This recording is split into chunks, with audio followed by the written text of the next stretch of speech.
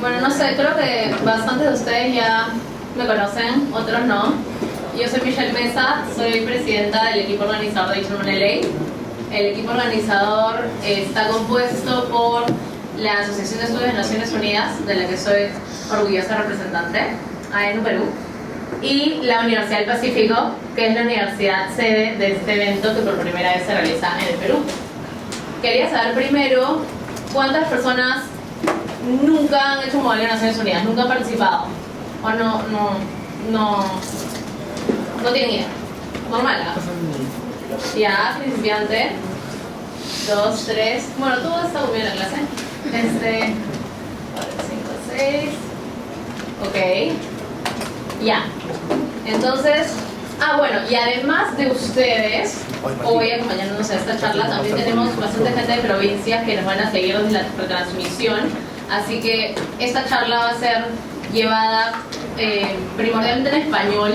Vamos a meterle un poco de Spanglish en algunos momentos, porque sé que hay muchos chicos que están yendo a comités en inglés y es importante que las reglas también, los conceptos sobre reglas de procedimiento también se vean en ese idioma para los que van a debatir, sobre todo para los principiantes que están entrando a un comité en inglés, para que se familiaricen con los conceptos. Los vamos a manejar en los dos idiomas. Bueno, he escuchado que hay gente de la Cato, de la UCIL, de, ¿qué más? San Martín, bueno, UP, la de Lima, ya, Uni, ya, ya, deben haber también delegaciones y delegados individuales, ¿no es verdad? ¿Cuántos delegados participan individualmente? Ya, ok, bueno. Entonces, primero lo que vamos a hacer es una pequeña introducción de lo que son los comités. O sea, les vamos a presentar los comités, como escuché por ahí. De hecho, ya salieron las guías de estudio, que son sus documentos de referencia en cada uno de los comités en los que ustedes van a participar. Son documentos de aproximadamente 20 hojas, donde la directora o el director les dan una pequeña presentación sobre el tema y además esta presentación les dice un poco hacia dónde se va a orientar su debate. O sea, cuáles son los temas, según los temas que el director sitúe en ese documento, en esa guía de estudio, ustedes pueden ver más o menos qué temas son prioritarios discutir para el director y sobre esos temas empezar su investigación.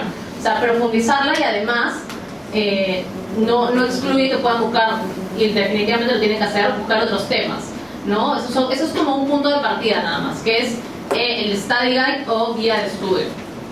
Entonces, a ver, ¿podemos pasar a los comités? Ya, excelente. Esos son los comités de H1 LA. Tenemos Asamblea General, Consejo Económico y Social y agencias especializadas. En la Asamblea General tenemos el Comité de Seguridad y el Comité Social, Humanitario y Cultural. Casi todos estos comités son en inglés, menos la OEA y el Congreso de la República del Perú. No sé si hay alguien del Congreso de la República del Perú acá. Ya, porque he recibido preguntas sobre las asignaciones que les van a dar. Esas asignaciones van a llegar entre hoy y mañana. Ustedes van a ser un partido político, no van a ser un personaje, un individuo. Van a ser un partido político. Sí. ¿Qué tal, Martín Gallardo? Eso quiere decir que cuando eres un congresista, o sea, con una bancada, por ejemplo, la bancada fujimorismo, tú representas el policy de bancada y no un congresista específico. Mejor decir. A ver, Martín, ¿no? Sí. Ya. Como he dicho, tú representas un partido político, no un individuo. Por lo tanto, representas al policy del partido, más no del individuo. Ya, entonces trabajan por bancadas o de manera individual. Justamente esa pregunta se le ha hecho al secretariado. Ellos están definiendo los últimos detalles de la naturaleza orgánica del comité, dado que es como un comité innovador, ¿no? Y que sugiere toda una estructura nueva, ¿no? En ese sentido, lo único que nos han adelantado, nos han dicho que entre hoy y mañana van a hacer las asignaciones, pero que sí va a ser por partidos. O sea, tú vas a representar a los fujimoristas. No sé cómo van a ser la distinción entre cada representante de la bancada fujimorista, pero va a llegar entre hoy y mañana. Y son proyectos de leyes, no son resoluciones. entonces tiene un formato distinto. Como te digo, todavía no me lo dicen. Entre hoy y mañana me van a decir esos detalles. Última pregunta, ¿hay reglas distintas o como un formato de reglas especiales o son unas reglas como en Naciones Unidas? Como te digo, me lo van a decir entre hoy y mañana. Correcto. Pero sí, gracias, porque de hecho esas preguntas también están en el aire y también las hemos hecho y nos las van a decir entre hoy y mañana. Entonces, bueno, los comités de esos dos comités, la Asamblea General tiene los números más grandes, ¿no? Ahorita vamos a pasar en un ratito a cuántos delegados más o menos van a haber en sus comités. Son entre 80 y 90, ¿ya? De hecho, tenemos una lista de espera de 100 personas y estamos viendo la posibilidad de abrir la lista de espera, pero eso todavía está muy en zona gris, así que no podría asegurar nada, pero podrían crecer. Pero hasta ahora tenemos casi 90. Los comités ECOSOC, como saben, son consejos más chiquitos. De hecho, siguiendo la realidad de Naciones Unidas, tienen entre 50-ish delegados. Así que más o menos se va a ceñir a lo mismo. Tenemos este organismo de Estados Americanos, Organización de Estados Americanos, que lo va a dirigir que va a tener el énfasis en lo que es libertad de expresión y sobre todo en el caso de Venezuela y la libertad de expresión en ese país.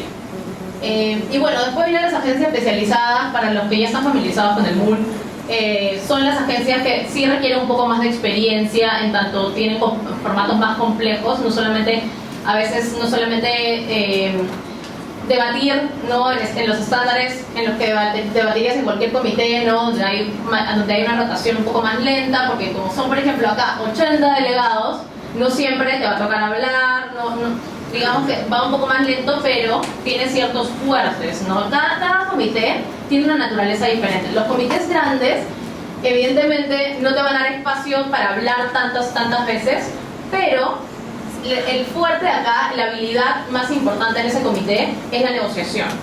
¿Por qué? Porque como no tienes tanto espacio para hablar en el comité, dado que hay muchas personas que quieren hablar, entonces digamos que en los 3 días podrán hablar 3 o 4 veces, o 5 o 6 máximo. Pero en estos comités, que son bastante más chiquitos y donde las personas van mucho más preparadas, teniendo ya bastantes moons sobre sus hombros, sí es un comité mucho más rápido, no tienes que adaptarte mucho más a situaciones nuevas, a situaciones que te pone el DICE, que te pone el jurado, y tienes que reaccionar de la manera más rápida, creativa y diplomática, ¿no? Entonces, no sé si hay alguna persona que vaya a alguna agencia especializada. ¿A dónde vas? Ya, nada. Tenía una pregunta. Ya, a ver, después. ¿O prefieres que pongas las preguntas al final? No, sí, está bien, déjame terminar ese conteo.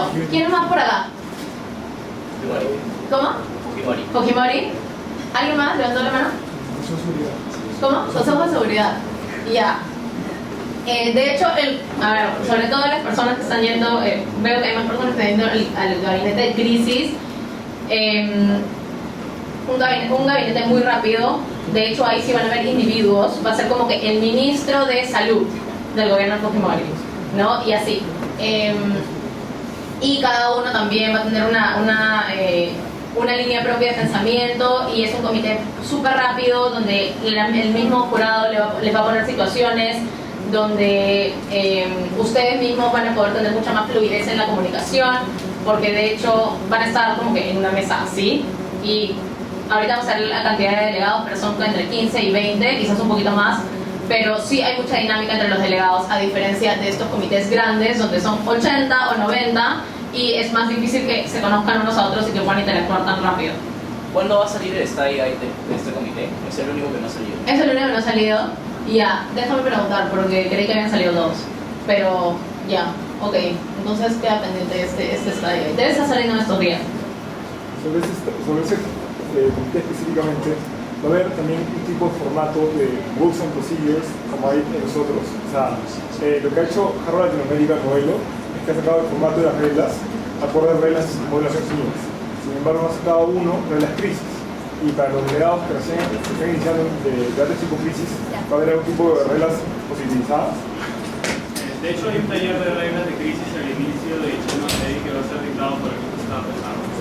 Sí, pero igual recomendaría que vean en su los study guides. Si este es el único que falta, probablemente en ese study guide vengan reglas, como los study guides siempre vienen con reglas de procedimiento ad hoc al comité, entonces ahí van a poder ver también si es que hay alguna modificación, que siempre hay como modificaciones o alguna variable especial en los gabinetes de crisis, ¿no? ¿Qué más?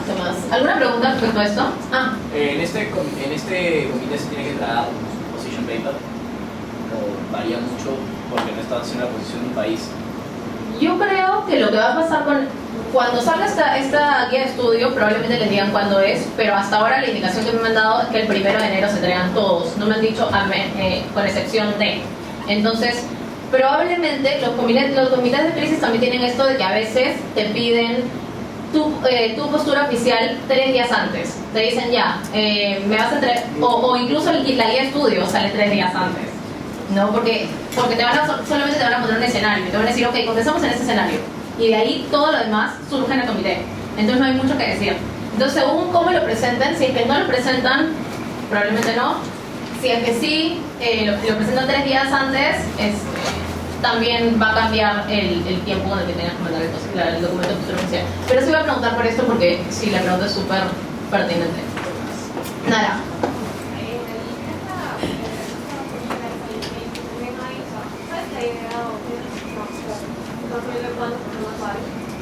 ¿Por comités? Claro. Sí, ahorita vamos a usar eso. ¿Alguna otra pregunta de esto?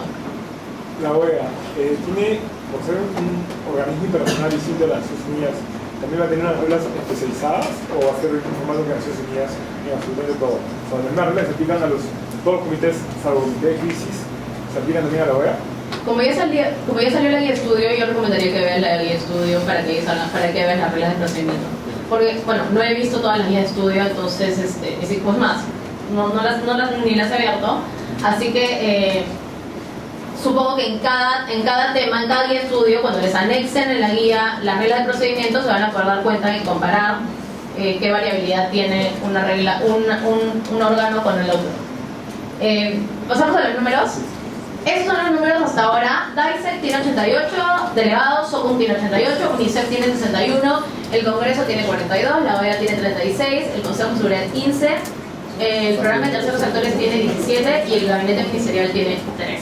Así que mientras más se reduzcan los números, más dinámica van a tener entre ustedes. Hola, una consulta. ¿Cuántos, en third party actors, cuántos son medios de prensa y cuántos son NGOs? Es mitad. Exactamente. ¿Cuántos serán? Yo diría que son unos... Hay cinco ONGs, hay 5 medios de prensa. De esos 17 no tenemos la distribución exacta porque solamente nos han compartido los números. Pero yo diría que son... A ver, delo. Pero de hecho ustedes han visto conferencias anteriores, más o menos cuál es el ratio.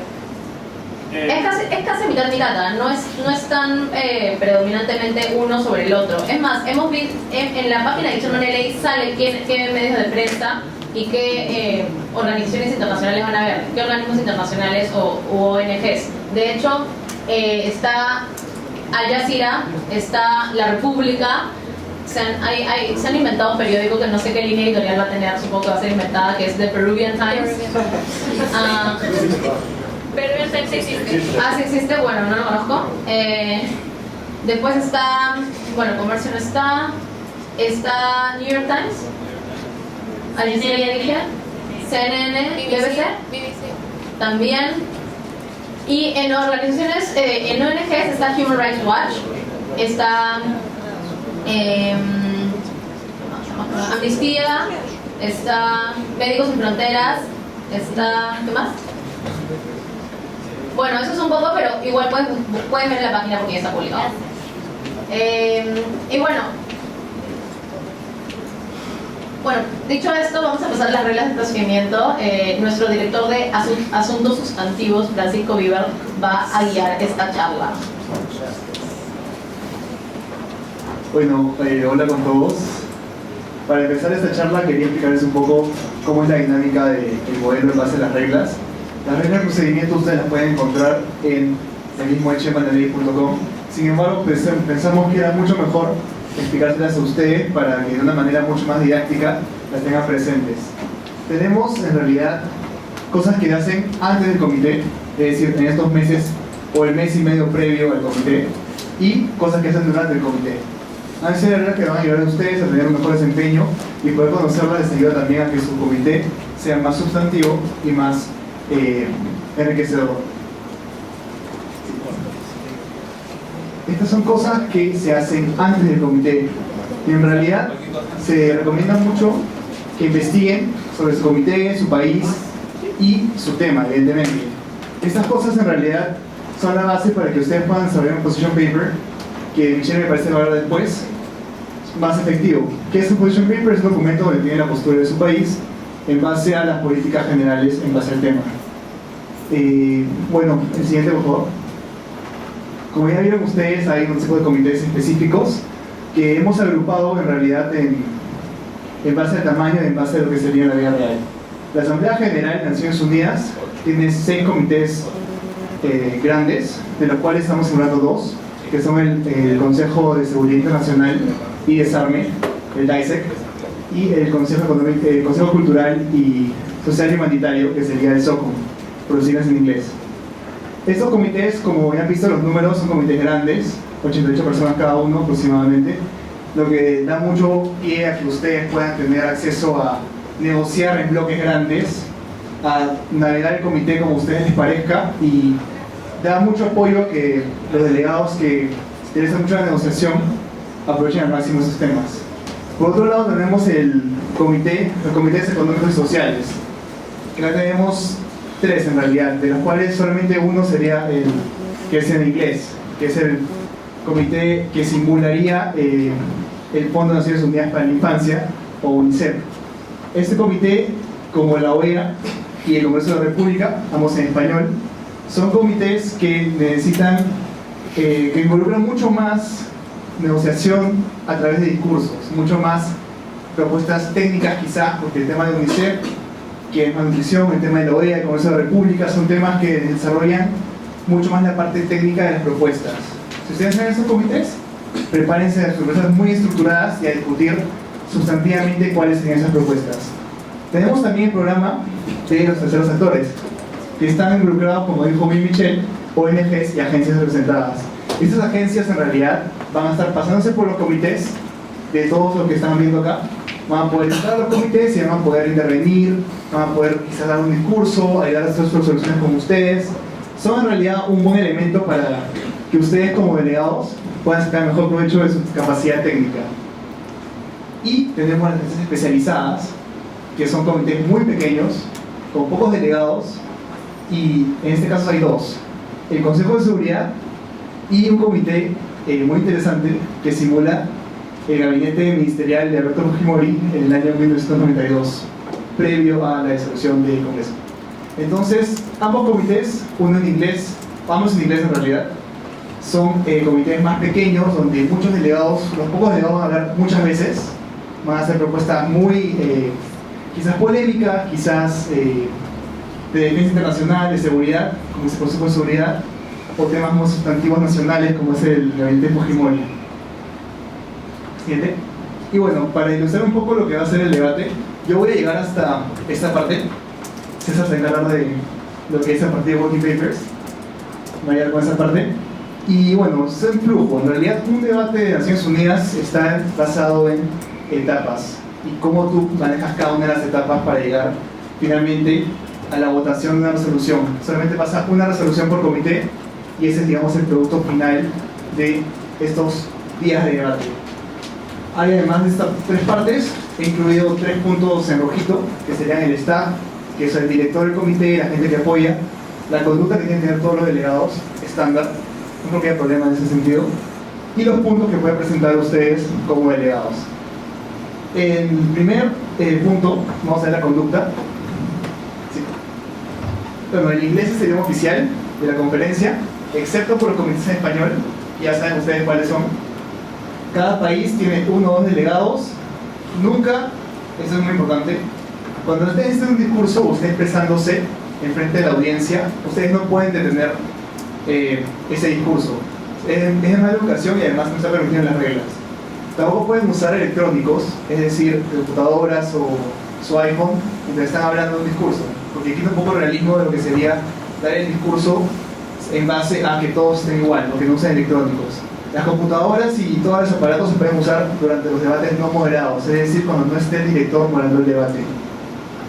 Van a tener todos una credencial, que va a decir su nombre, su comité, dónde están, y eso les sirve para entrar a los comités, para ubicarse un poco. Va a haber gente del staff de AESNO que va a estar constantemente ayudándolos a encontrar su comité, a que esté todo bien, pero esos credenciales son muy importantes para que realmente sean ustedes participantes del modelo y que puedan ser pues, certificados.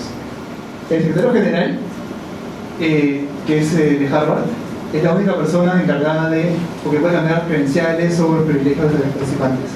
Pero esto es solamente sustantivo. El staff, que van a ver ustedes, porque hay mucho staff, son 2 personas en realidad, 2 o 3 personas. El moderador, quien puede ser el director o director adjunto, y, bueno, el director, ¿no? Hay un director y un director adjunto. El director del comité es el director estudiante de la Universidad de Harvard, que va a venir hasta acá para dar la moderación del debate.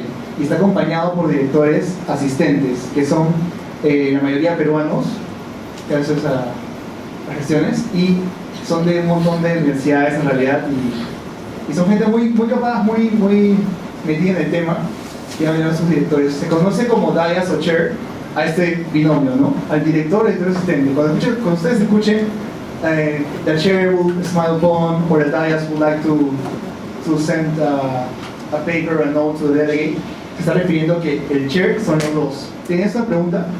Sí, el director o el director adjunto del comité de Fujimori va a personificar a Fujimori. El director es muy probable que sí, personifique, porque como ven los medios internacionales, cuando es el director, por ejemplo, de un gabinete de un presidente, el director es el presidente. Sí, podría ser ese caso. Imagino que el director va a quererlo así. Exactamente, sí. Este es el caso de un comité, digamos, Asamblea General y ECOSOC. Los comités de crisis, como bien dice César, son comités que son las especiales, el Consejo de Seguridad y el gabinete de Fujimori.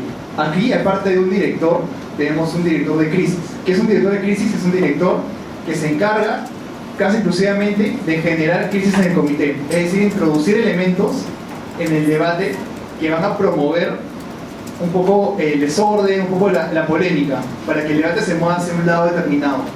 En el caso de los comités como el Consejo de Seguridad, los mismos delegados pueden sugerir o mandar notas al director de crisis para que éste pueda tener más ideas para generar más debate. Es muy interesante esa dinámica porque permite que los propios delegados generen un poco el debate y hace de que empiecen hablando de A y terminen causando una guerra en algún país extraño o algún tipo de invasión. Así son las crisis, siempre son impredecibles y eso lo hace divertidas para los que están en crisis. Y bueno, sí, tienes una pregunta. Sí, una pregunta. ¿Cuál es el rol de este director asistente? El director asistente se encarga de hacer lo que el director no puede hacer. Por ejemplo, si el director se va al baño, el director asistente lo reemplaza. Aparte, el director asistente está encargado de facilitar la vida en realidad al director. O sea, habrían mínimo 3 directores por comité. El director adjunto y el director asistente. ¿O son...? No, el director asistente es el mismo que el director adjunto. Ah, ya. Sí. Pero entonces tú mencionaste que los directores asistentes podían ser peruanos. Pero, Son peruanos la mayoría.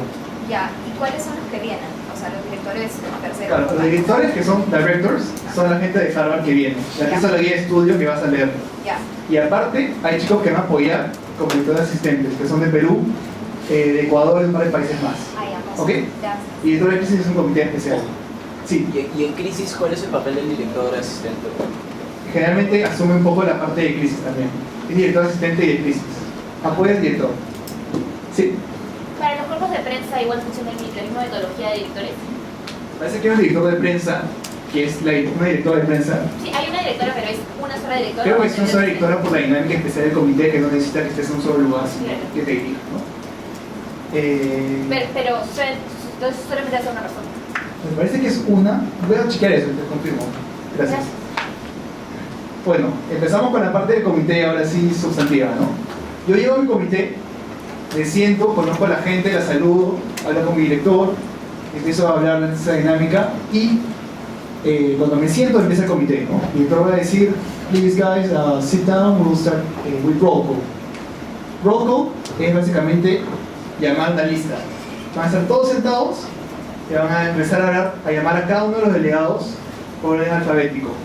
Por ejemplo, Afganistán, Albania, Belarus, así se va haciendo toda la lista hasta llegar al último.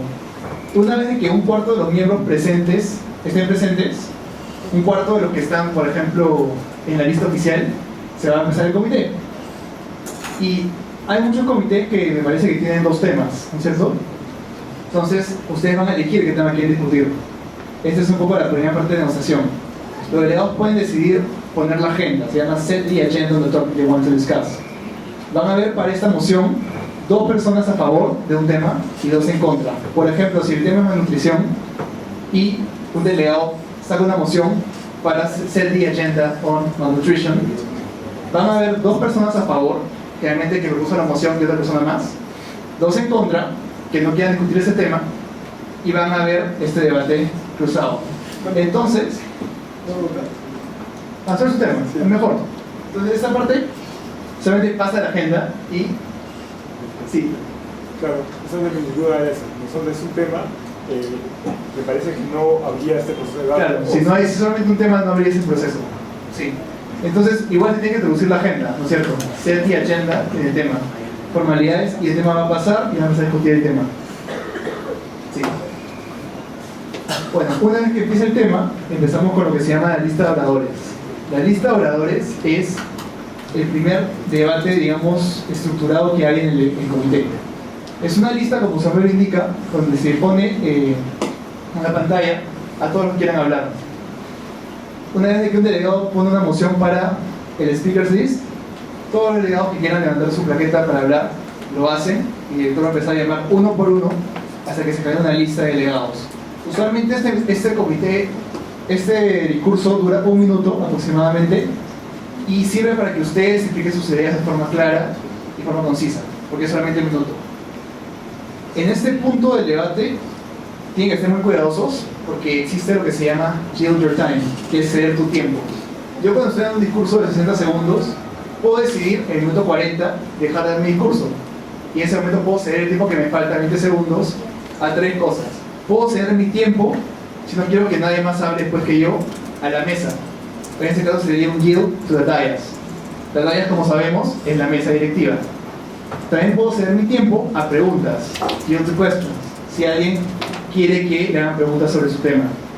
Y también puede ceder su tiempo a otro delegado. Y evidentemente dices, yield my time to the delegate of Brasil, por ejemplo.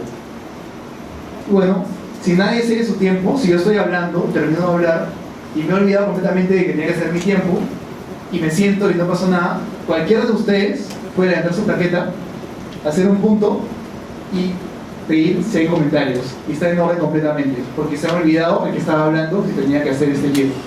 Esto solamente se aplica para este Speakers List. Tenían una pregunta. ¿Qué tipo de puntos se hace? Simplemente dice que quiere hacer. Es un punto de Parliamentary Inquiry. Sí, vamos a ver un punto justo después de esto. En el gabinete Fujimori hay Speakers List. Hay Speakers List. Hay Sí. Speakers List. Sí, hay Speakers List. Y también funciona levantando placard. Ah, sí, pero son plaquetas que son, digamos, una mesa, me imagino, y todos tienen una U. Entonces levantan un poco la dinámica así, ¿no?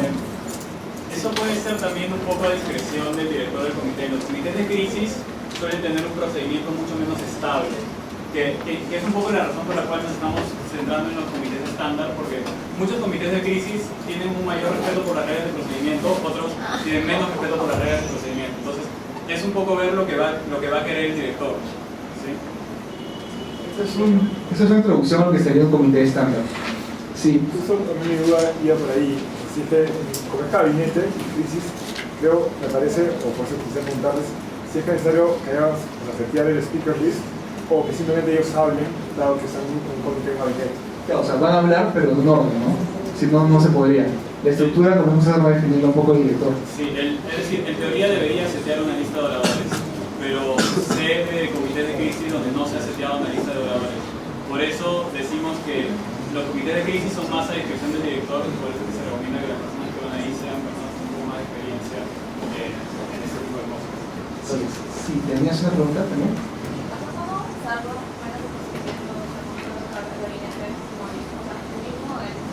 En la guía de estudio debería salir información. Como estaba adelantando un poco, en el comité de crisis les van a dar una guía de estudio con las reglas especiales de crisis. El comité de crisis tiene las mismas reglas que un comité normal, más reglas adicionales. Sin embargo, como es un comité pequeño, la dinámica del comité de crisis es muy dependiente del director. Me ha tocado participar en un comité de crisis que ha sido muy parecido a un comité regular, pero también sé de personas que han participado en comités de crisis donde la dinámica ha estado mucho menos guiada por las reglas de procedimiento. Entonces, por eso, si se están enfrentando a un comité de crisis, es muy importante lo que ustedes vean que el director recomienda los primeros días. El director podría decidir setear una lista de oradores, podría decidir seguir estas reglas tal cual, o podría hacer una especie de híbrido en la cual, dado que son pocos, se tienen reglas más difusas. ¿Quién está en crisis acá? Uno, ya. Sí, o sea, en tu caso particular, ¿qué comité estás? Fimori. Sí, por último, si no queda claro en la guía de estudio, mi recomendación es que mandes un correo a tu director y le preguntes a una dinámica específica. Sí, caso por caso, casi. Este caso de esos comités. Y repito, este es el procedimiento estándar para todos los demás comités que no son crisis, o sea, el resto de ustedes. Esto se aplica. Sí. Una pregunta. ¿Hay un límite para el speaker list dependiendo del comité o es discreción del director? ¿Un límite de personas? Sí. Todas las delegaciones deben estar en el speaker list. Pero no todos van a hablar. O sea, eso es a lo que me refería. Sí, depende mucho del director. Puede ser que a los 20 diga el floor está open to motions, que diga que ya pueden presentar otras mociones. Y depende mucho del director, no podemos decirte en ese momento cuántos serían. Sí. Una pregunta sobre el speaker list. Acorde con las reglas, si este speaker list se termina, el debate se cierra y se procede a votar. Pero en un comité tan chico como la OEA, que son solo 26 delegados, quiere decir que si se cierra el speaker list, tenemos que empezar a votar, o cómo sería ese tema. En caso de la OEA. Lo que siempre hemos visto en un comité, es decir, nunca hemos salido de un comité donde efectivamente hayan cerrado el debate porque se acabó el speaker list. Lo más probable es que el director use su discreción, porque el director tiene discreción para cambiar las reglas en un curso y sencillamente decida extender la lista de oradores.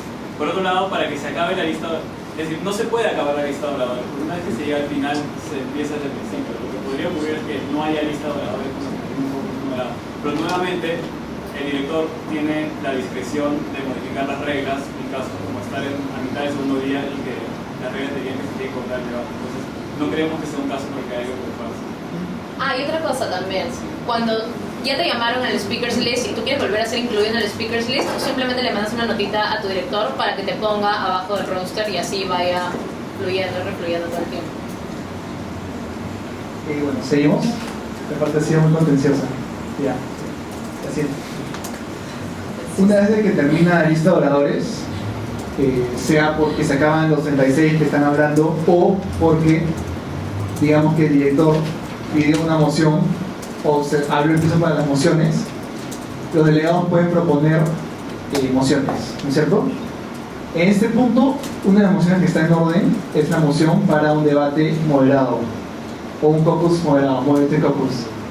Un moderated caucus básicamente es un mini debate de unos 10-15 minutos, no hay un tiempo aproximado, en el que los delegados discuten un tema específico del subtema. Por ejemplo, si el tema es malnutrición, un subtema puede ser seguridad alimentaria en el Cuerno de África, por ejemplo. Y entonces vamos a discutir ese tema específico por un tiempo determinado. Para proponer una moción de un debate como moderado, básicamente se levanta la plaqueta, es reconocido por el DIAS, por el director, y el delegado dice: the delegate of Zimbabwe would like to present a motion for a moderated caucus of 15 minutes, 30 seconds per speaker, to discuss food security in the Horn of Africa. ¿Ok? Es una moción muy estructurada. Básicamente dices tres cosas. Dices qué quieres discutir, el tema, cuántos minutos va a ser el total y cuántos minutos por orador. En este caso, el tema es food security, el tiempo es 15 minutos y el tiempo por orador es 30 segundos. Para pasar, mayoría simple, 50 más 1. Y bueno, cuando nadie quiere hablar durante el moderated caucus, se va a eliminar, pero la idea es que esos caucuses, si pasan, permitan que el debate funcione adelante. La idea de estos caucuses es justamente y que ustedes discutan puntos específicos sobre cosas que no han quedado tan claras en el speakers list. Porque como son a veces 88 personas y cada uno tiene intereses diferentes, en el speakers list ustedes discuten su política exterior general y en estos debates moderados ustedes discuten temas específicos, porque finalmente la resolución se enriquece con temas más específicos. ¿Sí? ¿Puedo decir algo ahí? Sí. Sí, de hecho lo que les comentaba sobre la guía de estudio y los temas adicionales que es recomendable que busquen, de hecho es bueno que ustedes vayan a un debate con una lista de sus temas, puntos específicos que ustedes hayan identificado, sus temas que ustedes quieran llevar al comité, porque precisamente las mociones se usan de manera estratégica para setear y para encauzar el debate hacia donde tú lo quieras llevar y según las propuestas que tú quieras proponer. No sé si me explico. ¿Sí? Sí, una pregunta. Normalmente los grupos nacionales, los grupos moderados, pueden ir hasta entre 15 y 20 minutos, pero dado que los comités van a ser de 60, 80, 90 personas, ¿qué tanto más largo puede ser los grupos moderados? El tiempo determinado lo deciden con el director. El director puede decir, quiero un caucus de 12, de 10, de 8. En realidad tú puedes tantear un poco eso y ahí ves si sale o no. Pero no te digo un número aproximado porque depende mucho de la dinámica del comité. Pero el promedio es 15, ¿ah? O sea, si dices un moderator caucus de 30 minutos, te van a claro, decir 30 como es que... mucho, sí. No, es mucho.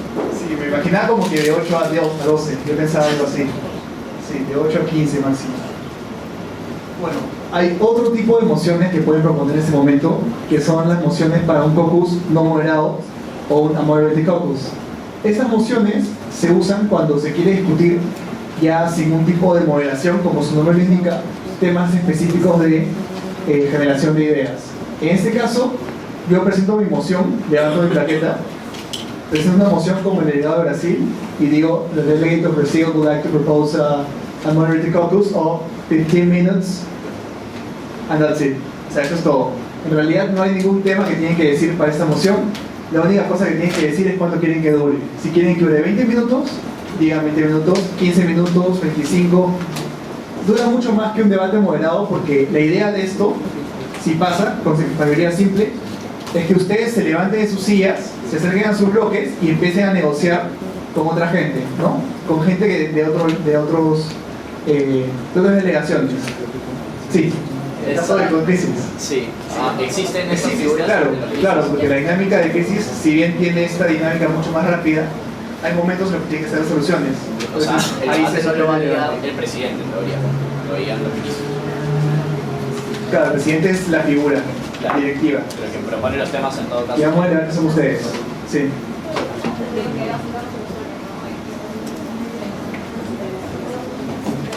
Acá general. Claro, el comité es más grande, más documentos se van a producir. Eso ustedes van a explicar César ahorita cuando termine con esto. Y bueno, el moderador o el director puede decirles a ustedes que ese debate para un caucus no moderado no se aplica o es muy temprano para hacerlo. ¿Qué pasa si acaba el speakers list y a alguien se le ocurre hacer esto?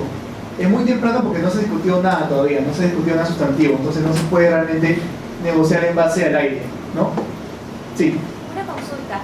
En el caso de elevar caucuses, ¿cuál es la participación de los third party actors? Nosotros, o sea, se puede entrar a proponer caucuses, a dar... Claro, ustedes pueden dar discursos, proponer caucuses me parece que no pueden, sí. O sea, ustedes, su rol en realidad es navegar por el debate, claro, por diferentes comités, poniendo ideas que ustedes crean que son convenientes para los comités. Y también hablar. algo leí acerca de los breaking news que son los que salen en los medios oficiales. Sin embargo, esas news se pueden ser transmitidas inmediatamente por el miembro del cuerpo de prensa al comité o como un update. Claro, una aprobación del director. O sea, si por ejemplo yo entro a, no sé, UNICEF y... Claro, no vas a estar gritando, ¿no?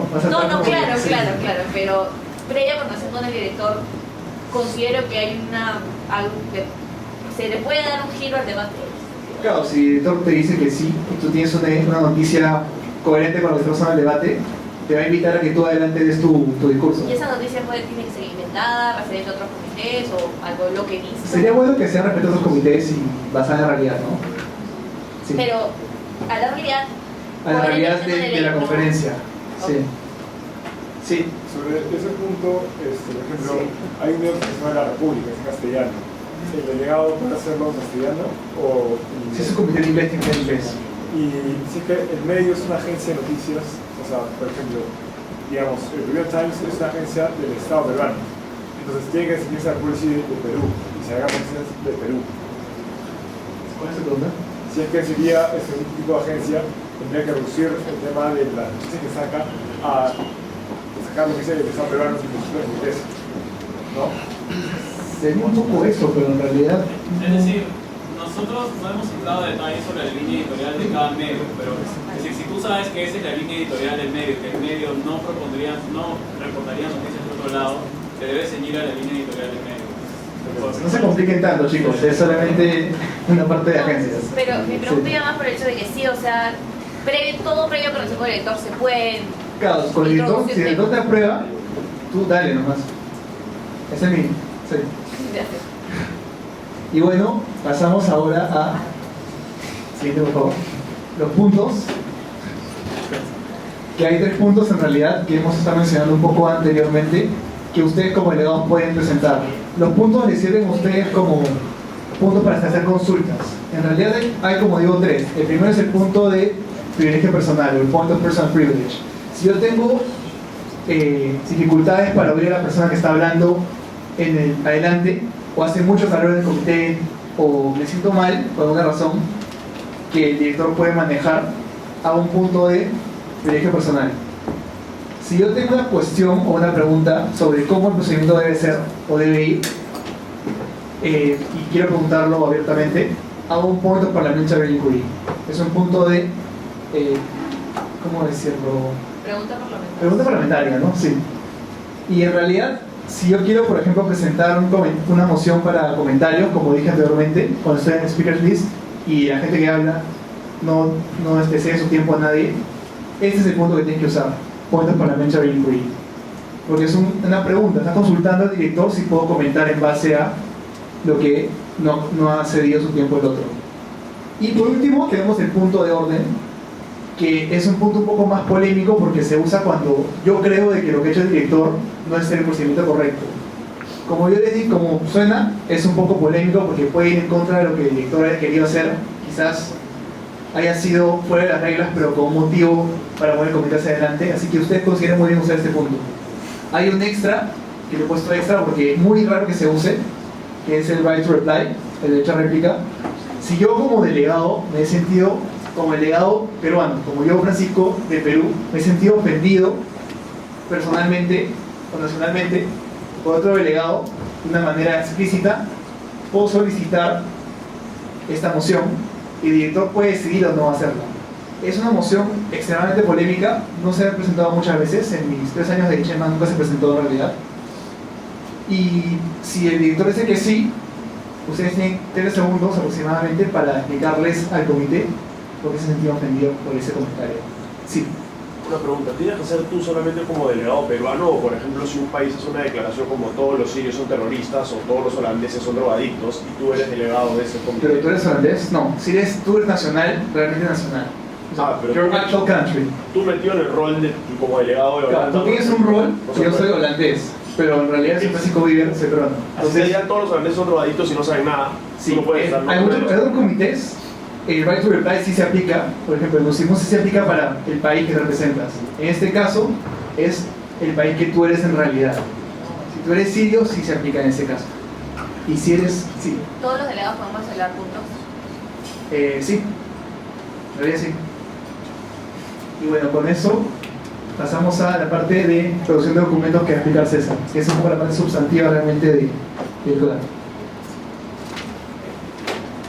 Gracias. Sí. Antes que empieces, disculpa, es sobre el punto anterior de los caucuses. ¿Se va a jugar con la computación a favor o no se está teniendo en cuenta? Eso es Broadman. No, son reglas de Chenman, es decir, no hay esto. Estas reglas son muy de Chenman. Y es Chenman tratadas, no se vaya a Una duda chiquita. Sí. Después del right to reply, ¿qué pasa? O sea, tú solicitas un right to reply en el cual le envías una nota a tus directores y le dices, yo Fabiola, me siento personalmente ofendida por lo que él acaba de decir. Si el DAES considera que lo que ha dicho en realidad es una ofensa hacia tu persona, te va a dar 30 segundos para que expliques por qué te sientes ofendida y de algún modo desmientas la situación. Sí, pero en realidad el right to reply es una cosa muy, muy extraña, porque realmente realmente que un delegado vaya y ofenda personalmente a otro no es algo que suele darse, ¿no? Pero en el caso extremo en que se diera, simplemente es tu oportunidad para tú personalmente resarcirte ante el comité. Y esa persona no te contesta, solo No. lo dices. Ya. Así es. Gracias. Bueno, pasamos entonces ahora a los working papers. Como saben, la finalidad de todo comité en el modelo de Naciones Unidas es producir una resolución. Pero antes de pasar al documento final, a esta resolución final, pasamos por un documento previo que tiene un poco menos de estructura y que nos permite plasmar las ideas en un estado, de alguna manera, un poco más puro, es decir, tal y como las hemos traído al comité. Estos son los working papers, en español algunos le llaman anteproyecto de resolución. Estos documentos se preparan con otros delegados para proponer propuestas básicas, ¿sí? Un anteproyecto de resolución no tiene ideas demasiado complejas ni va tanto al detalle sobre tus propuestas. Sí podrías, es decir, no es que no puedas incluir detalle, pero de alguna manera se espera que del anteproyecto al proyecto haya un cambio. Y si ya incluiste todo en el anteproyecto, ¿cuál va a ser tu aporte en el proyecto de resolución? Entonces, en ese sentido es mejor que todo sea un poco más, que las cosas sean un poco más generales. Es necesario poner los nombres de los países que participan. Sin embargo, no suele pedirse un mínimo de signatarios para estos documentos. Puede ser el caso que si el director ve que en un comité de 15 personas hay 8 anteproyectos de resolución, diga, a partir de ahora quiero que cada anteproyecto de resolución tenga signatarios. Pero de no ser ese caso extremo, no lo requieren. Un anteproyecto de resolución no debe ser aprobado, es decir, no requiere ser aprobado. Una vez que uno le pasa a la mesa el anteproyecto de resolución, ya se pueden referir a él, ya pueden hablar de él, ya se puede distribuir entre las demás personas. Una vez que han sido distribuidos, pueden empezar a referirse a estos anteproyectos de resolución según el número que se les ha designado. No hay nada que les impida referirse a su anteproyecto de resolución antes, solamente no tiene mucho sentido si no se le ha asignado un número que se refiera a su anteproyecto de resolución antes de que los demás sepan cuál es. ¿Sí?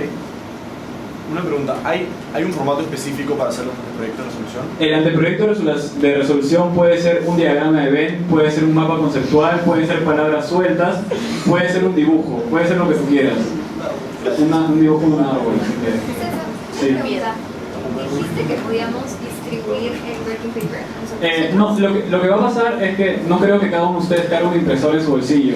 Entonces, el DAES lo va a imprimir por ustedes y lo va a distribuir. ¿Sí? Gracias. Hay otra cosa, chicos. Hay personas que a los working papers de frente empiezan poniendo cláusulas preambulatorias. Pueden hacerlo, van a ver en el Chairman LA que seguro hay delegados que para adelantarse un poco al proceso van a empezar poniendo sus cláusulas preambulatorias o van a empezar refiriéndose a los primeros guiones de este brainstorm que es el working paper que se van a referir a tales tratados o tales documentos. No necesariamente lo tienen que hacer así, no sientan que es la manera correcta de hacerlo si está más complejo el documento a priori, sino que también tanteen un poco su DICE, ¿no? Porque hay DICE a los que les llega ver un documento, un working paper que ya está en formato de resolución y hay otros que dicen, qué chévere. Entonces, tanteen. ¿Nos recomendarías preguntarle? Sí. No, completamente. Hasta, por ejemplo, en el tema de los signatories. Si las reglas dicen que no hay signatarios, pero el DICE dice, como dijo César, ¿no? Que hay 8 y que en verdad no están habiendo negociaciones, o sea, que haya muchos working papers quiere decir que la gente no está conversando tanto, porque si no se unirían más working papers, habrían menos. Entonces puede que el DICE diga, ok, quiero signatories. Entonces siempre es bueno preguntarles antes, por más de que las reglas digan algo, consultar la opinión. O sea, el mínimo de signatories que deberíamos tener. Claro, working paper no necesita. Pero tú recomendarías como que de repente tener una idea de cuánto se espera. Sí, es que claro, o sea, puedes decirle, yo sé que las reglas no es necesario, pero me gustaría saber más o menos tu opinión. Perfecto, gracias. En general, un pequeño disclaimer a todo esto. Las reglas de procedimiento tienen precisamente un disclaimer también donde dicen que finalmente las reglas son discreción del director. Entonces, si ustedes ven que alguna de las reglas no se está siguiendo al pie de la letra, tienen dos opciones: o adecuarse a lo que está pasando, o empezar a gritar para que se haga lo que ustedes quieren. La segunda opción, evidentemente, no es recomendable si ustedes esperan agradarle al director de su comité, que creo que todos deseamos eso. Entonces, si ven que algo no está saliendo exactamente como se les ha enseñado en las reglas, simplemente pregunten. En todo caso, pregunten: yo pensaba que era así, quisiera saber cuál es el procedimiento que estás favoreciendo tú. Es decir, de una manera muy educada y muy diplomática, cuando vean que algo no se está haciendo según las reglas, simplemente pregunten, ¿sí? No vayan con la actitud de corregir, porque eso puede salir mal. Ahora, después de haber presentado un anteproyecto de resolución, como les estaba adelantando antes, necesitamos mejorarlo y convertirlo en lo que va a ser el documento final de este comité. Y eso es lo que llamamos el proyecto de resolución, o en inglés Draft Resolution.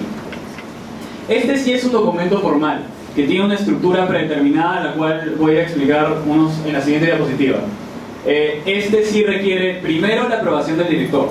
Es decir, yo le entrego al director mi Draft Resolution en un USB o por mail, y el director me tiene que decir: tu Draft Resolution ha sido aprobado. Si el Draft Resolution no ha sido aprobado, yo no puedo hacer una moción para introducirlo, ¿sí? ¿De qué depende que el Draft Resolution sea o no sea aprobado? Sus guías de estudio normalmente tienen una sección que se llama Karmas, de preguntas que toda resolución debería responder. Si su Draft Resolution no responde todos los karmas, es muy probable que no sea aceptado por el director. Si su Draft Resolution tiene demasiados errores gramaticales, es muy probable que no sea aceptado por su director. Nuevamente, esto es a discreción de la persona que los está revisando.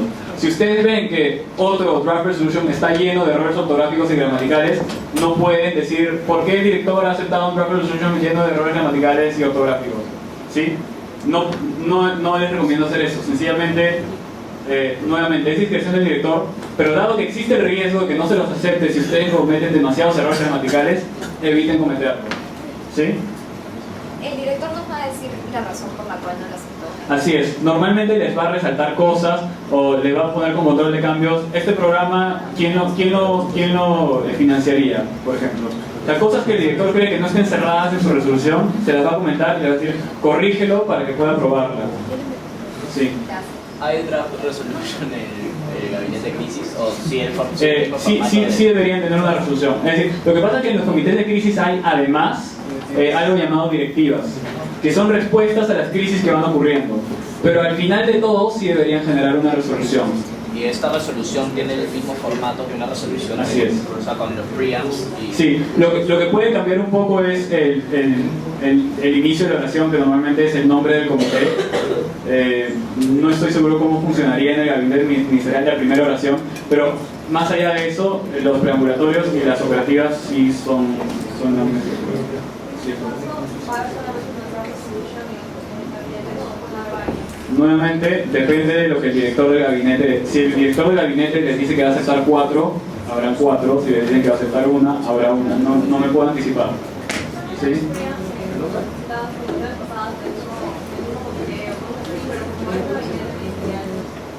O sea, no les van a rechazar una resolución por tener preambulatorias. En todo caso, creo que siempre es bueno siquiera tener un par de preambulatorias porque más o menos setean más o menos la visión del comité respecto a algo.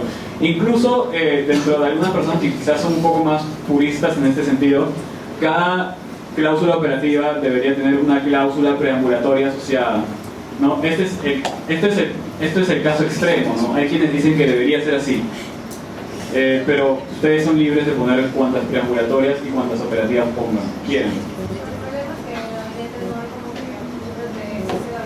Pero podrían haber, por ejemplo, resoluciones de la Corte Internacional de Derechos Humanos que a ti te parezca importante mencionar, si tú estás en contra de lo que quiere hacer el gabinete, ¿no?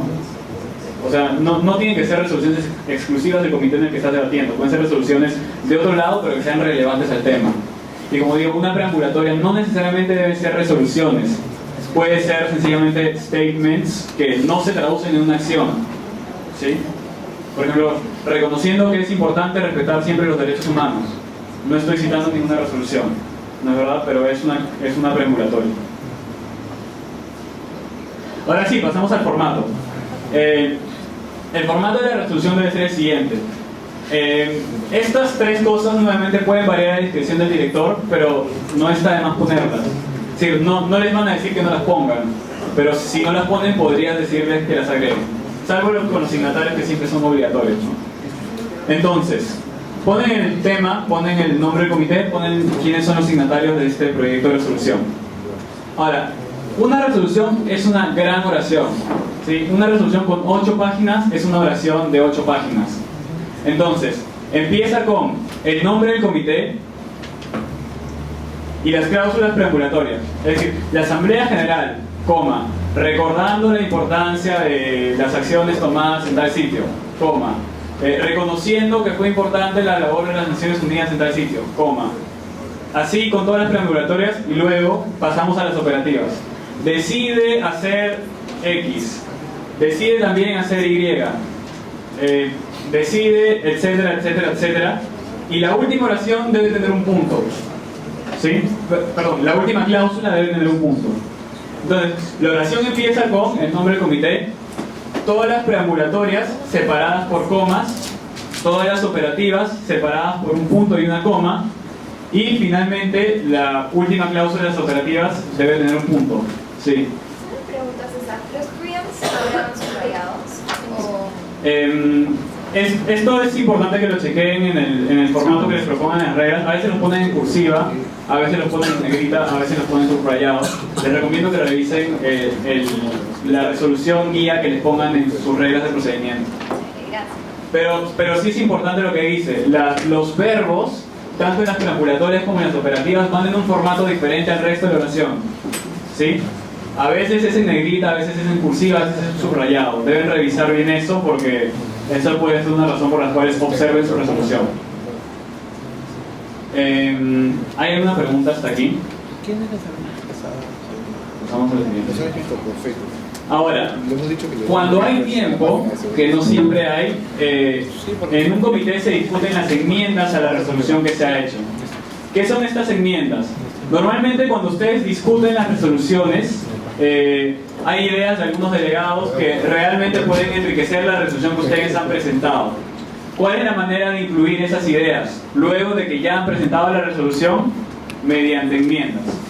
Ahora, para poder enmendar un draft, este debe ser primero evidentemente aprobado por la mesa, debe ser además introducido al debate, y el número de signatarios de amendments varía según comités. Esto es asumiendo que los números de los comités queden como están. Si el comité tiene muy poca gente, probablemente el número de amendments cambie. Si el comité tiene demasiada gente, probablemente el número, quise decir, de signatarios requeridos para los amendments cambie, ¿sí?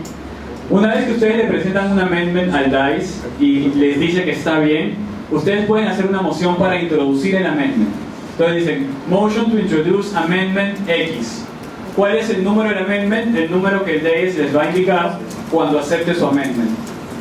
Entonces, usualmente, el DICE va a leer el amendment y tienen dos, es decir, puede someter de frente a que voten a favor o en contra, que suele ser lo que ocurre cuando esto está ocurriendo a poco de que acabe el comité, o lo que dicen las reglas de procedimiento y que debería ser, si es que hay tiempo, es llamar a 2 oradores a favor y 2 oradores en contra, ¿sí?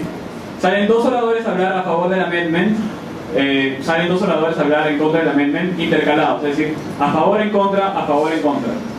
Luego de esto, se debe hacer una moción para cerrar el debate sobre este amendment. Para pasar cualquier moción sobre cerrar debates necesitan mayoría calificada, es decir, 2/3 del comité. Antes de proceder a votar sobre cerrar el debate del amendment, se puede llamar a 2 oradores a que hablen en contra de cerrar el debate sobre el amendment, ¿sí? Si no están saliendo a hablar en contra del amendment, están saliendo a hablar en contra de que se cierre el debate sobre el amendment. Después de que han transcurrido esos 2 oradores, las reglas dicen que se debe votar. Pero como digo, si no hay tiempo, es posible que el DICE prescinda de los oradores en contra de cerrar el debate y simplemente pase la votación sobre cerrar el debate de frente. Entonces, digamos, tienen mayoría calificada, es decir, 2/3 del comité cree que se ha discutido suficiente el amendment, se cierra el debate sobre el amendment y se pasa a votar a favor o en contra del amendment. Sé que esta parte es un poco enredada, ¿todos me siguen? Entonces, hemos hablado de que primero tenemos un debate sobre el amendment, se discute si se debe o no se debe cerrar el debate sobre el amendment. Si se cierra el debate sobre el amendment, ahora pasamos a votar si aceptamos o rechazamos el amendment, ¿sí? Para aceptar un amendment solamente se necesita mayoría simple, es decir, el 50% más 1. Si el 50% más 1 vota a favor del amendment, el amendment pasa. Si el 50% más 1 vota en contra del amendment, el amendment no pasa y no se incluye en la resolución. Ahora, un amendment puede ser borrar la cláusula X, puede ser cambiar la palabra A de la cláusula X por la palabra B, puede ser eliminar las cláusulas A, B, C, D, F, G, H, I, puede ser eliminar toda la resolución. El amendment puede ser cualquier cambio de la resolución, pero debe ser bien especificado. 1, a qué resolución están haciendo el cambio; 2, a qué cláusula están haciendo el cambio; y 3, si es una edición, si es una eliminación o si es una adición de una nueva cláusula, ¿sí? Esto va a evitar que les devuelvan el amendment diciéndole no entiendo qué es lo que quieres enmendar, ¿sí? ¿Tienes una pregunta?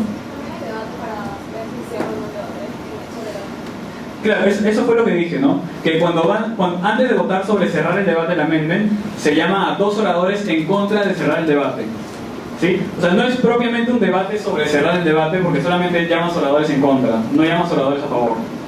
Pero nuevamente, como esto suele estar ocurriendo el cuarto día, es posible que la mesa decida que es mejor no llamar oradores en contra por cuestiones de tiempo, ¿sí?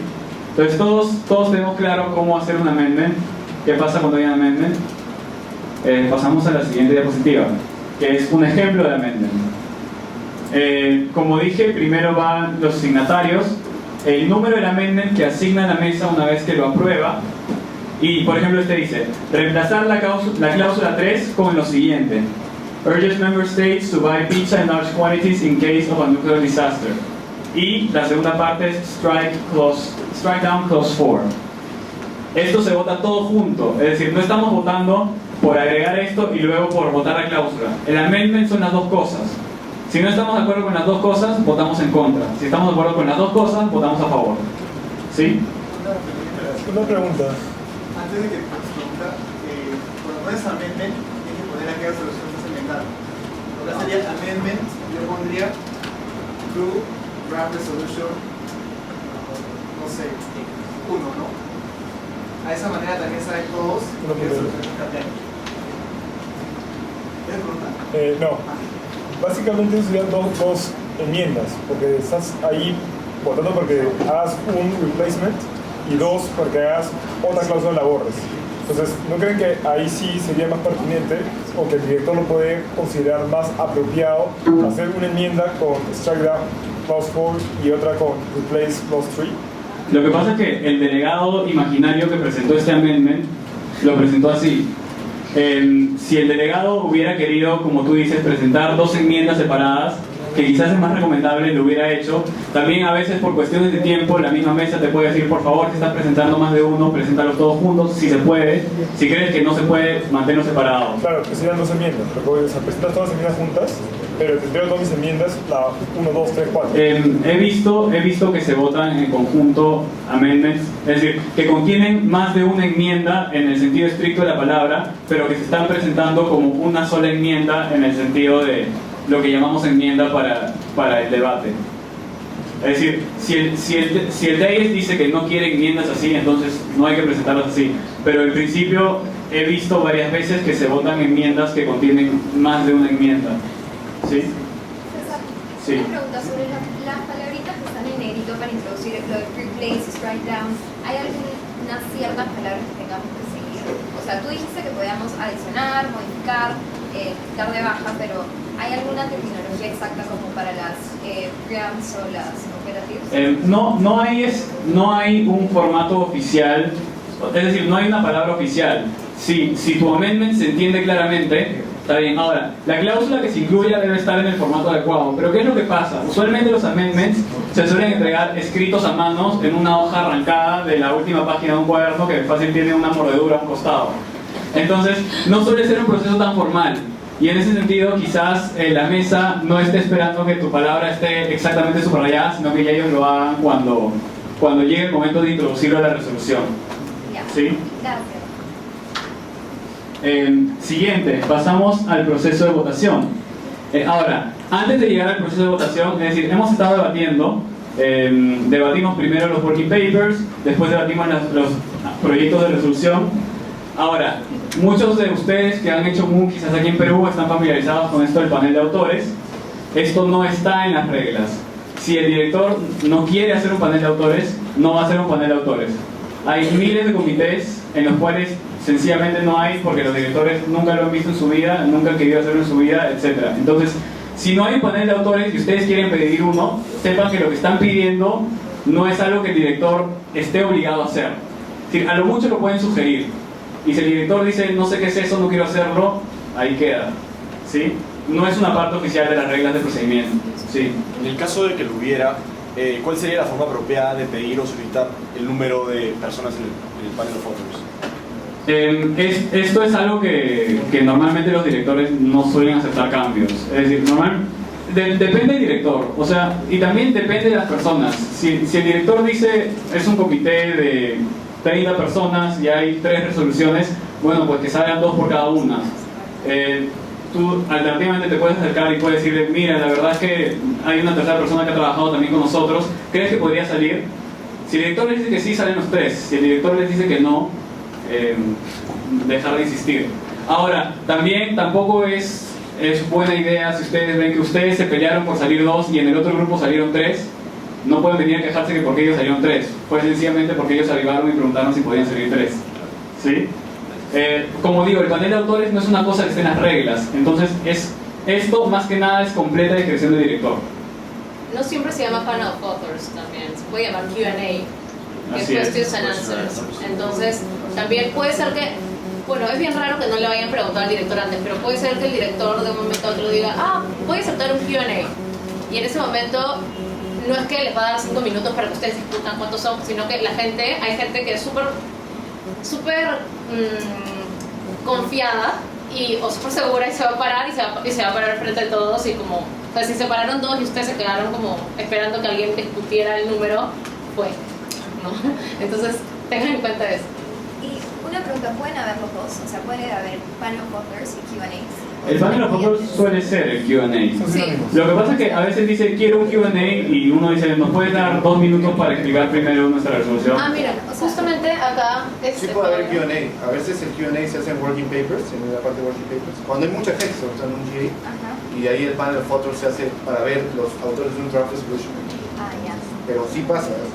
Es bien la creatividad, la imaginación de tu director. Claro, Así es. ¿Hay alguna otra pregunta? Sí. ¿En el Q&A puede participar third party actors? Puedes hacer preguntas. Claro, ahora, si se entra en un momento de panel of authors. Sí, lo que pasa es que como te digo, esto no está estipulado en las reglas. Entonces, si alguna ONG considera que ha hecho una contribución significativa a la resolución y va y le dice a los autores de la resolución, ¿te parece si salgo 1 minuto en tu Q&A para hablar de esto? Si al director le parece y te dicen que sí, lo puedes hacer. O sea, el panel of authors no está absolutamente reglamentado en ninguna parte. O sea que para eso no siquiera tendría que pedir permiso al director. No, siempre le tienes que pedir permiso. O sea, esa es la regla dorada. O sea, puede no importar el resto de la presentación, pero lo que nunca te debes olvidar es que si vas a hacer algo que no esté en las reglas, siempre le tienes que pedir permiso al director. Pero parte del panel of authors es hacer preguntas. Entonces, no, es decir, hacer una pregunta, simplemente si tú estás ahí, levantas tu placa de prensa y dices que quieres hacer una pregunta. O sea, eso es todo. Lo que te estaba diciendo que sí, quizás requeriría un poco más de consulta con directores, por ejemplo, si tú eres una ONG que quiere salir en el panel de autores de otra resolución. Nunca lo he visto, pero como no está reglamentado... ahora, entonces está claro esto. Pasamos a la votación. Entonces, hubo el supuesto panel de autores, se discutieron las resoluciones y dicen es hora de votar para cerrar el debate y proceder al proceso de votación. Esto debe ser una moción. Al igual que las mociones para cerrar el debate y las enmiendas, esta requiere mayoría calificada. Es decir, 2/3 del comité deben estar de acuerdo con cerrar el debate y proceder al proceso de votación. Al igual que en el proceso para una enmienda, se requieren 2 oradores en contra de cerrar el debate. Luego se vota para ver si se cierra o no se cierra el debate, como dije, mayoría calificada, Y si pasa, lo que va a ocurrir es que van a entrar en el proceso de substantive voting. En este proceso, todos están obligados a votar, ¿sí? O, es decir, a expresar una posición, que puede ser votar, abstenerse, o es decir, votar a favor, en contra o abstenerse, salvo que hayan dicho en un principio del comité presente y votando. Si ustedes al principio del comité dijeron presente y votando, no se pueden abstener. Ahora, es cierto también que no creo que ningún director esté apuntando si dijeron presente y votando, pero igual por una cuestión de coherencia con ustedes mismos sería bueno que si lo dijeron no se abstengan. Ahora, entonces cerramos el debate, se cierran las puertas, ¿por qué? Porque se desea mantener el quórum. En ese momento se cuenta cuánta gente hay y sobre la cantidad de gente que había en el momento en que se cerraron las puertas se calcula la mayoría simple. Si se fueron al baño mientras se cerraban las puertas, se quedaron afuera. Si se quedaron adentro y quieren ir al baño, no pueden salir. Entonces tomen las precauciones cuando vean que se acerca el momento de cerrar el debate. Ahora, una vez que se cierra el debate, hay diferentes mociones que pueden proponer. La primera es dividir la cuestión, division of the question, que en qué consiste votar por las diferentes secciones del draft por separado. En toda mi vida he visto a mucha gente proponer esta moción y nunca he visto un resultado diferente de un suspiro prolongado del resto del comité y que automáticamente el director diga que no la va a tomar. Entonces, algo que quieran ser la persona antipática que genera ese suspiro de todos, no es una moción recomendable. ¿Tienes una pregunta? Sí, dado que hay comités que son castellano y otros son en inglés, las reglas van a estar en 2 idiomas para ver el punto específico en cómo lo hago en castellano. Esa es una cuestión que estamos discutiendo. Lo más probable es que más que una versión formal de las reglas en inglés, las reglas en castellano, las personas tengan que guiarse de esta charla, que es la razón por la cual está siendo filmada. Los puntos específicos, Harvard no ha soltado una lista de términos específicos. Entonces, lo que queremos conversar es que se sea flexible con eso. Sí, es decir, división de la pregunta, división de la cuestión, no se debería hacer ninguna diferencia porque sabemos no hay un set de reglas perfectamente traducido. Entonces, lo que sería recomendable, o en todo caso, es una pregunta, dado que en la guía de estudio y en la página están los mails de los directores a los que les podemos hacer la pregunta específica, ¿habría una manera de hacer una pregunta a alguien de Harvard para ellos no den la respuesta adecuada?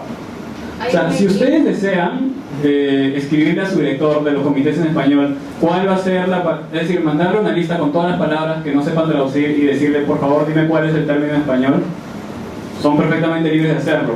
Ahora, yo creo que no se va... ¿Sí? No está el mail. O sea, no hay el mail ni en la no guía, está el mail. ni en la guía, ni en el mail, y además el mail suele estar en el study guide. Por eso, está bien, está. Ya, va. En todo caso, cualquier pregunta de ese tipo, cualquier pregunta que no sepan a dónde dirigir sobre cuestiones sustantivas, va a info@hnla.org. Muchas gracias. Y como digo, esta no debería ser una cuestión que les preocupe demasiado, no se va a ser estricto respecto de si se tradujo bien o no se tradujo bien, porque no hay una traducción oficial para los términos en las reglas de Harvard. ¿Sí? Vamos a tratar de pedir los mails de todos los directores y postearlos, bueno, pedirles a ellos que los posteen en Ellos su deberían página, hacerlo. para que puedan comunicarse con ellos. Sí. Ahora, otra moción que está en orden en este momento, que sí puede ser válida y que sí muchas veces es aceptada, es reordenar los proyectos de resolución. ¿Qué es lo que ocurre? Nosotros presentamos los proyectos de resolución en un orden y se les asigna un número. Proyecto de resolución 1, proyecto de resolución 2, proyecto de resolución 3. En ese orden se vota si es que nadie propone alguna moción para reordenar. Ahora, las razones por las cuales ustedes quieran reordenar son perfectamente una cuestión suya. Es decir, que si desean hacerlo, lo único que tienen que hacer, deseo proponer una moción, la delegación del país X desea proponer una moción para reordenar los proyectos de resolución. Y dicen el orden que están proponiendo, es decir, en vez de que se vote 1, 2, 3, quiero que se vote 3, 2, 1, o en vez de 1, 2, 3, 2, 3, 1, o 1, 3, 2. Es decir, deben decir el orden en el cual se desean que se vote. Para pasar, como cualquier moción, esta necesita mayoría simple.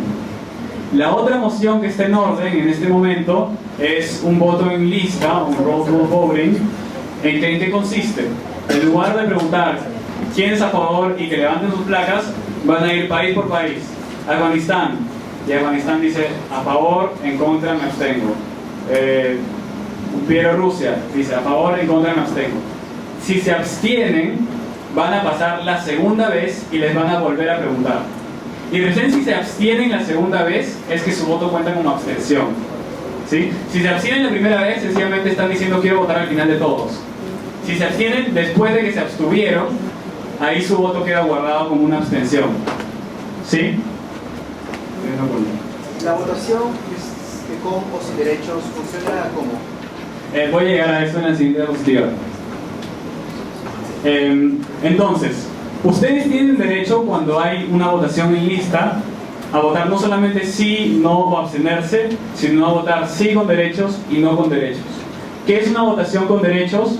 Cuando votan algo que está en contra de la política de su país, pero porque tienen una razón para votar por eso.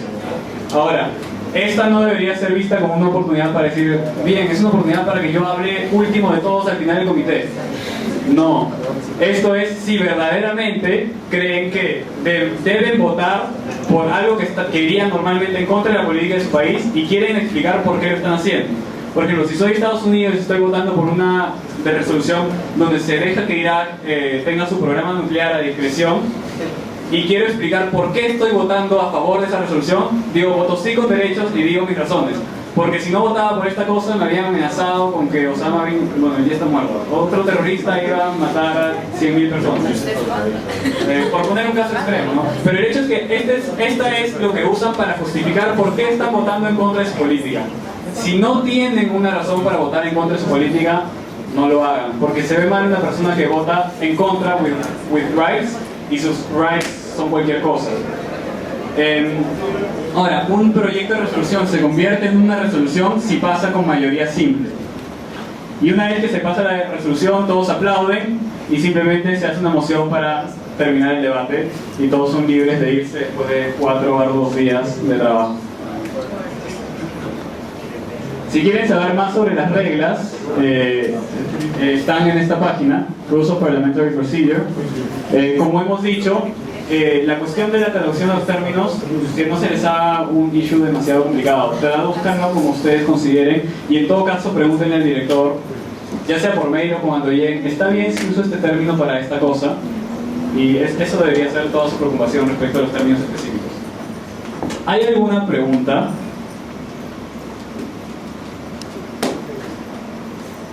Antes de terminar, les vamos a hablar sobre los position papers. Sí.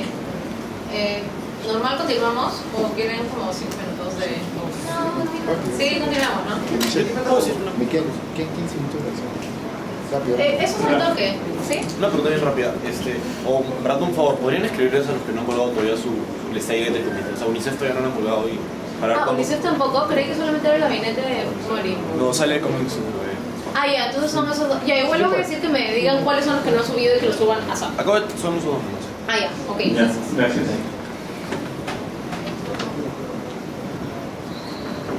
Bueno, para terminar quería explicarles un poco cómo es la dinámica de los position papers. Como todos saben, antes de entrar al comité tienen que enviar estos position papers. Y como dije antes, hasta el 1 de enero, justo, hasta año nuevo.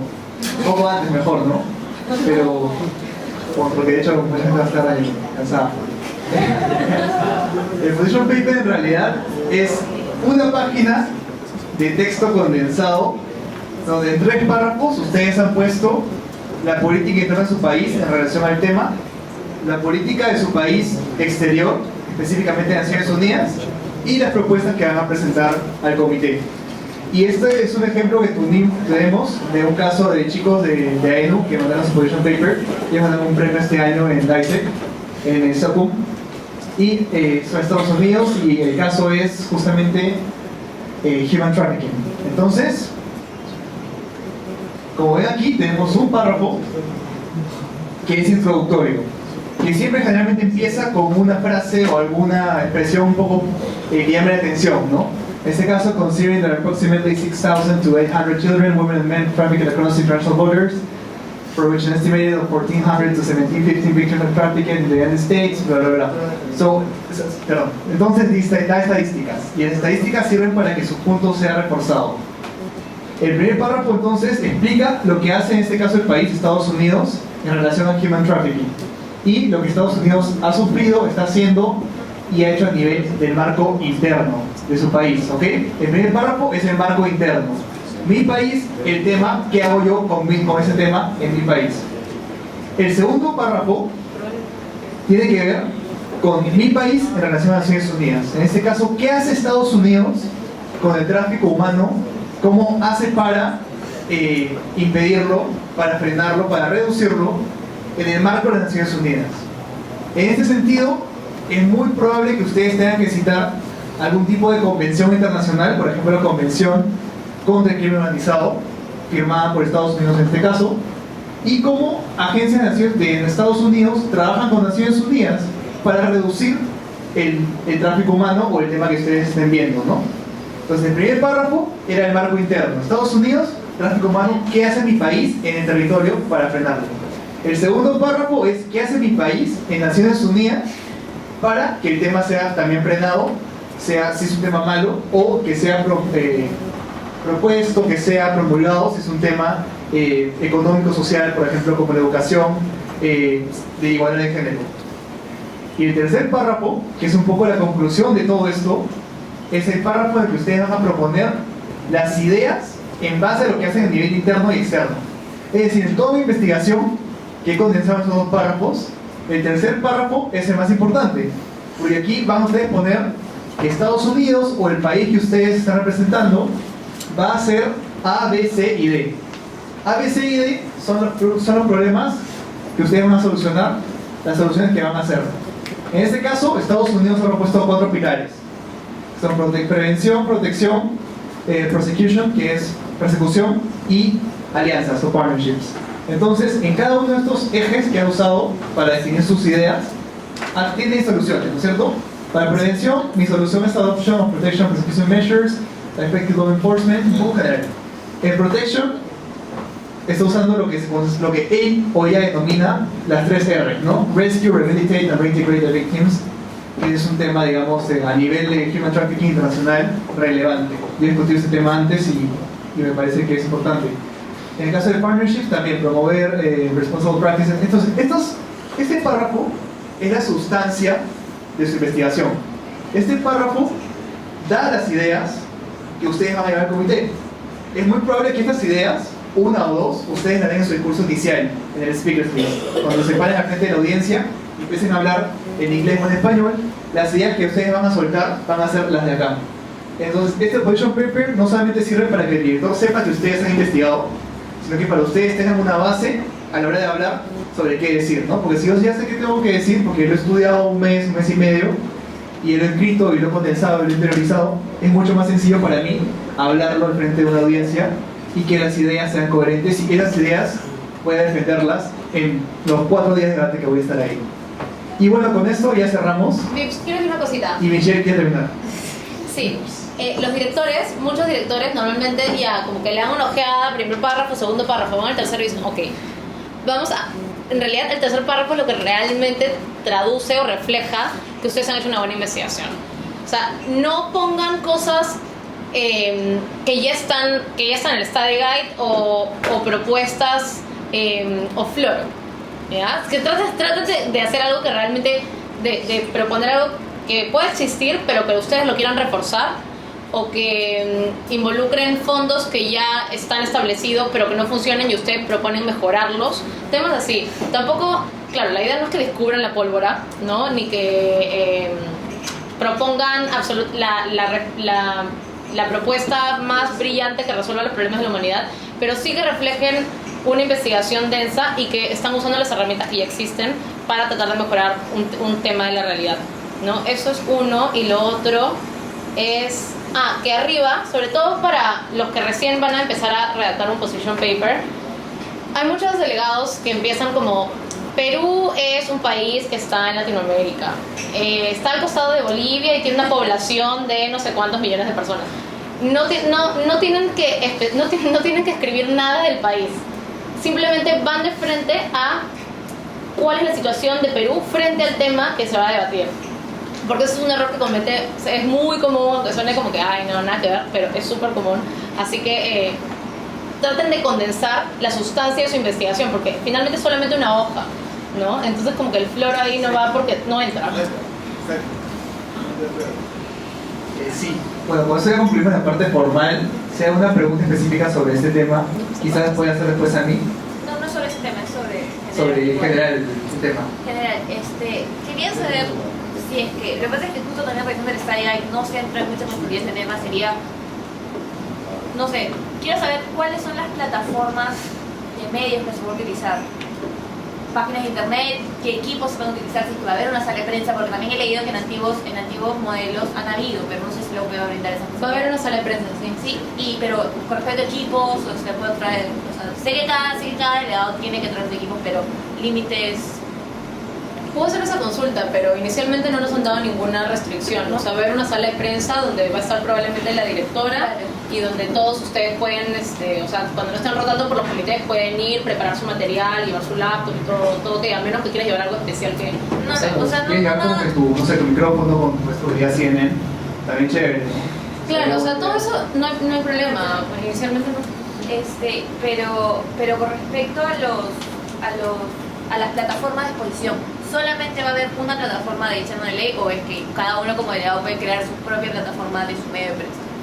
Esa sería una muy buena pregunta para tu directora, porque finalmente no hay algo estipulado, depende de lo que ella quiera. Queda pendiente lo de los mails a los directores. Perfecto. Bueno, con esto chicos, damos por concluida, me parece, la charla de reglas. Muchas gracias por su atención, por su tiempo. Esperemos que haya sido de su agrado y de su ayuda. Cualquier consulta nos pueden hacer llegar. En el caso local, yo soy la entidad sustantiva peruana. Me mandan un correo a mí o somos un equipo de personas, pero trabajamos para que sus dudas sean resueltas lo más rápido posible. Gracias.